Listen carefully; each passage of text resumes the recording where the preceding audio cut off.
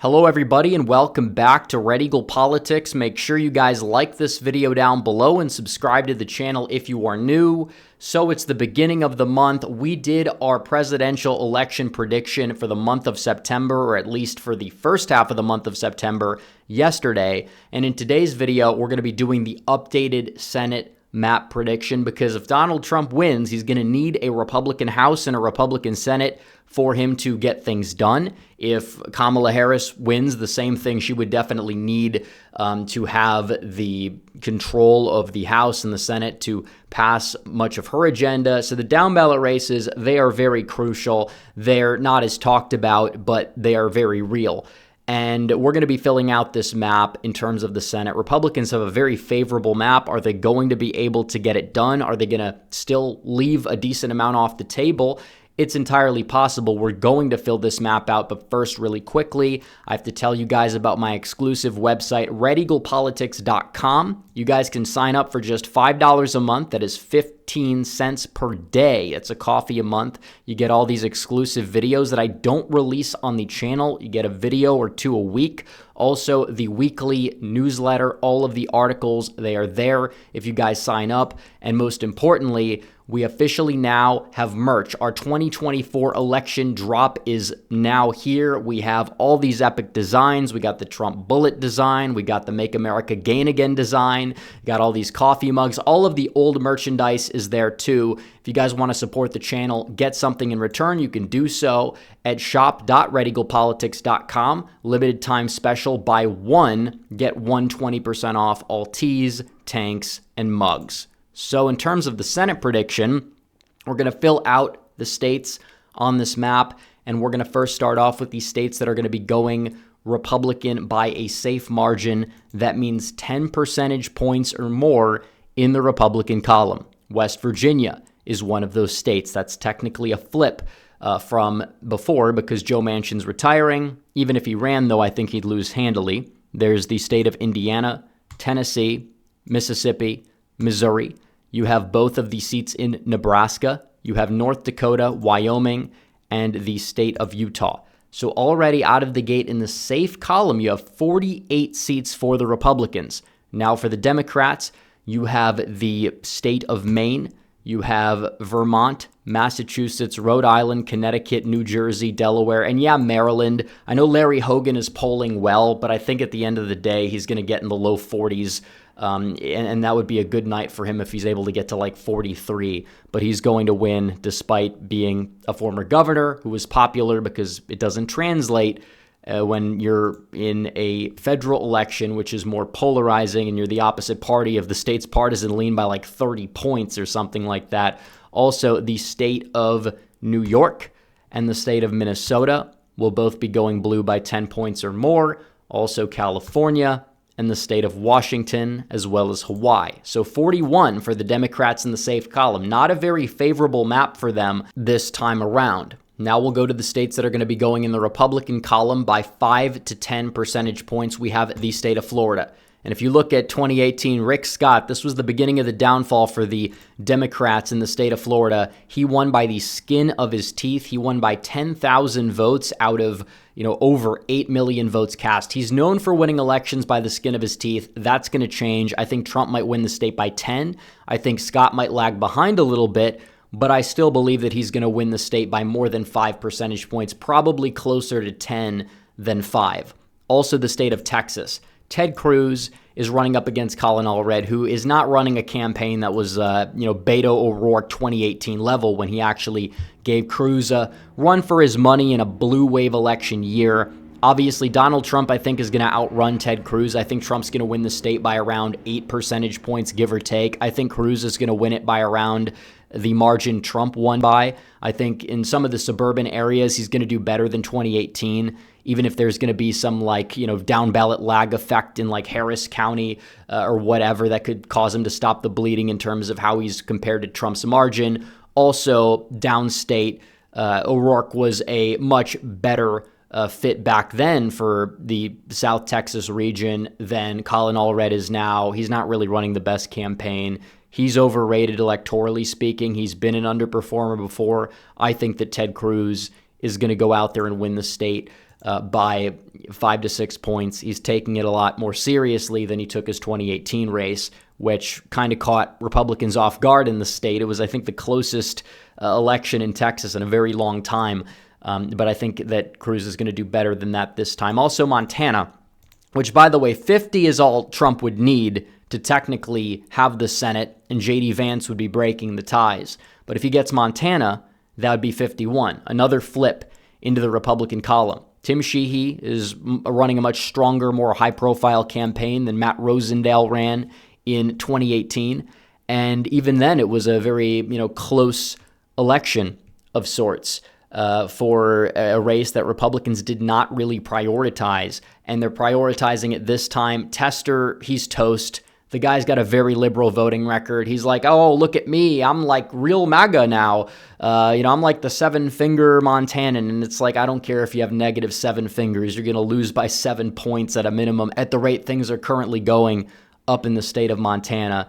He votes with Biden around 90% of the time. It's not something that's really a good look. And you might make the case that argument might not hold up as much in a swing state, but a state like Montana that is going to vote for Donald Trump by like 18 points or so, give or take, is not really the best fit. I would not be surprised if he even lost by double digits at the end of the day. So we'll be moving on to the states that are going to be going Democrat in the likely column. We'll start off with the state of Virginia. Had hopes for Hung Cao to make things, a little bit closer, especially as the presidential race was. And I think he's going to do a lot better than Corey Stewart did the last time that Tim Kaine won re-election. But still, he's not really running the best campaign, even compared to his congressional campaign back in 2022. I think it'll be under 10, but I don't think that he's going to win as things stand right now. Also, the state of New Mexico, they're running on the Republican side Nella Dominici, who is the daughter of a very prominent former Republican senator who was an electoral juggernaut in the state. I think it's going to make things close. Possibly it could be like a 5 to 6 point race, but still, overall, this is a race that Heinrich should have not a lot of issues holding on to in the state of New Mexico. But I think the margin of this race is going to be significantly closer than Biden's 11-point victory in the state back in 2020. So we're going to be filling out the remaining Senate seats on this map here. We're going to be doing the lean Republican seats first, and there's only one lean Republican seat here, and I believe it's the state of Ohio. And I know Bernie Moreno's down in the polling, but still Donald Trump being on the ballot, getting a lot of those lower propensity voters out to vote, and a lot of the times pollsters do miss them, especially in Ohio. I do believe that Sherrod Brown is going to go down. This is a guy who in 2012, his final percentage was identical to Obama's in the state of Ohio. In 2018, he ran up against a nobody and was supposed to beat Renacci by, 20 points or so. He only beat him by 6.8 percentage points when it was all said and done. And he's basically dug a hole even further since then. And Bernie Moreno's down, but he's also got a $100 million war chest that, after Labor Day, which it's Labor Day today, he's going to be spending that money. And I think Trump just being on the ticket combined with the fact that a lot of the campaign for Moreno hasn't even really started kind of bodes well for Moreno to go out there late and capture that momentum. Even if the polls have him down, I think Trump is still going to carry him to victory, because you're not going to see a split that big in the state of Ohio, and you're not going to see a 10-point differential in a high-profile state like that in current year 2024. And keep in mind, Moreno did outrun the primary polling by like 15 to 20 points as well, with Donald Trump on the ballot, even though the other candidates already dropped out. So do keep that in mind. Now, in terms of the lean Democrat states, we have several. We will start off with the state of Pennsylvania. Dave McCormick is polling better than I thought he would against Bob Casey. Bob Casey has been an electoral juggernaut. Now, I think people are kind of waking up to the fact that the guy's not his father. He's a fraud, but you're still going to have a lot of people that are going to be voting for him regardless, just because of his name, because they recognize it. And McCormick is kind of this out of touch, kind of more, I guess you would say, liberal, carpetbagger, not really, Trumpian in full. But he might actually outrun Trump in a place like Chester County, but I feel like in the Pittsburgh metro, like the suburbs, I think Casey's going to do well. Like he even won Beaver County in 2018. And I know it was a blue wave year. If Trump was on the ballot, this race would be a lot closer. I think that McCormick is probably going to fall short by around 2 to 3, even if Donald Trump wins the state by like 1 to 2 points, which is where I have Donald Trump at right now in the state of Pennsylvania. Also, the state of Arizona. This one's kind of painful because I would really like to see Kari Lake win, and I don't think she's going to lose by 15 points like some of these polls are indeed showing.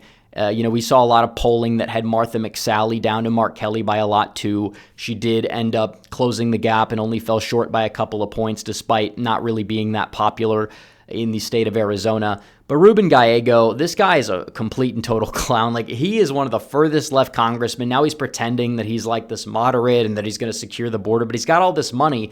It's setting the narrative, and you do have some Trump Gallego voters for some reason. A lot of them are Hispanics, some people that just have lake derangement syndrome, whatever. Trump would have to win the state of Arizona by probably around like 4, maybe even 5 for Lake to win as things stand now. I think Trump is going to win the state by like 1 to 2. I think Lake is going to run behind by a few points, but I would love to be proven wrong. So we've got 3 states left here: Michigan, Wisconsin, and the state of Nevada. Now, Michigan is an open seat. Debbie Stabenow did retire. Alyssa Slotkin is going to be the Democrat nominee. Mike Rogers is going to be the Republican nominee. And I think that this race very well could just go the way the presidential race does. There's places where Mike Rogers is going to outrun Donald Trump, like Kent County, Ottawa County, Oakland County. And there's places where he is probably going to run a little bit behind Donald Trump as well, like in some of these rural areas or whatnot.